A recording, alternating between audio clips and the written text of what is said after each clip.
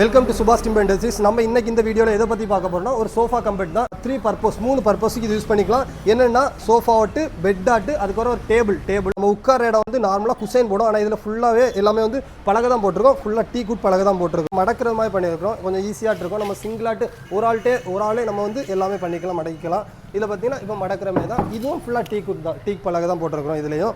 இப்போ இது பார்த்தீங்கன்னா நம்ம உள்ளே இருந்து அந்த டேபிள் இப்போ வெளியே இழுத்துருக்கிறோம். ஏன்னா இது வந்து ஒரு இப்போ வந்து நார்மலாக நம்ம டீ குடிக்கும் போதும் டீ இது வைக்கிற மாதிரி ஸ்நாக்ஸ் அப்படியே வச்சுக்கலாம். இல்லாமல் நம்ம வந்து இப்போ இதை மடக்கி இப்படி வச்சோம்னா இதில் வந்து லாக் உண்டு.